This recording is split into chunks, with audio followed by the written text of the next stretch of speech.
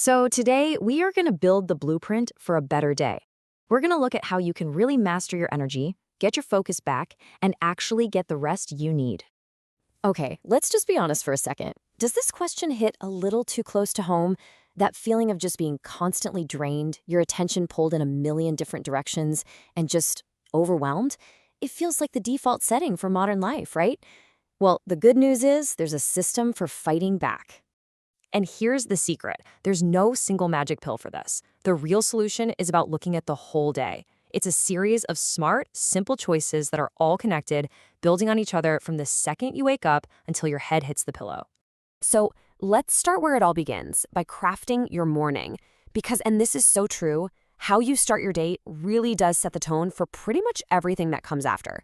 And what's great is how simple this can be. There are basically three pillars here. First, get some morning light in your eyes. It literally tells your brain to turn off the sleep hormone, melatonin, and turn on the wake-up hormone, serotonin. Second, some gentle movement.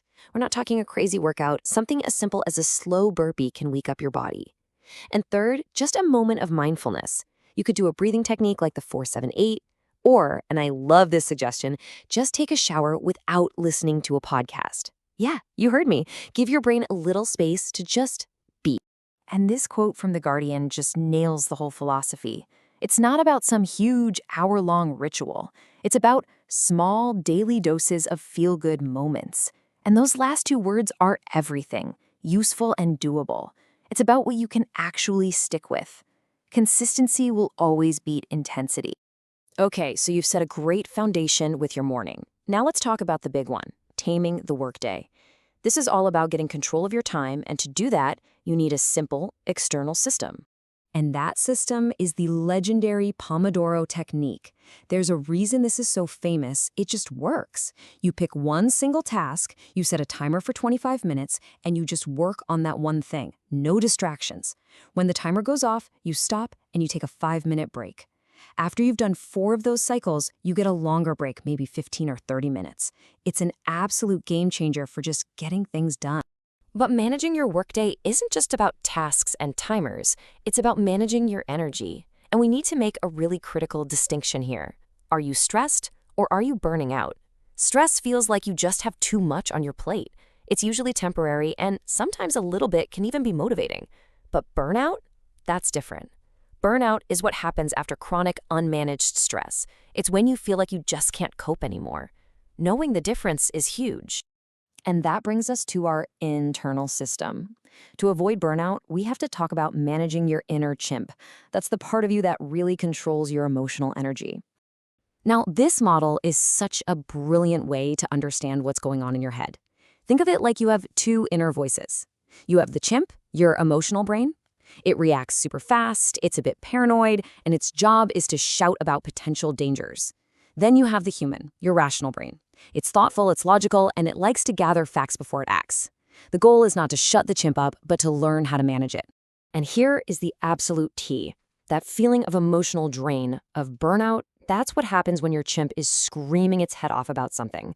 Maybe anxiety or fear or frustration, and your human brain isn't stepping in to listen, get the facts, and figure out a calm response. It's that internal fight that just completely drains your battery. Okay, so after we've managed the day, we have to recover. And this brings us to some really cool science of recovery. And you know what's wild? How much your dinner tonight can actually fuel your brain for tomorrow. This diagram shows this powerful triangular relationship.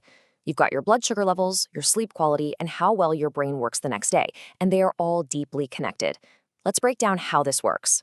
So, if you eat a high glycemic meal for dinner, think things like white bread, pasta, sugary stuff, it sends your blood sugar on a wild roller coaster. You get a big spike and then a crash. And that volatility can seriously mess with your sleep, especially the deep, restorative sleep you really need. But a low glycemic meal gives you a slow, stable release of energy, which is directly linked to better, smoother sleep. And here's the chain reaction in a nutshell. When you keep your blood sugar stable overnight with the right kind of meal, you sleep better. And when you sleep better, your focus, your memory, your entire brain just works better the next day. It's a direct link from your dinner plate to your brain power. Pretty cool, right? So let's zoom out and put all of these pieces together. Let's look at the complete blueprint for a better day. Here it is, all in one place. In the morning, you're getting light, movement, and a moment of quiet to build a positive foundation. During the workday, you're using your external system, the Pomodoro, and your internal system, managing your chimp, to keep your focus and your energy high.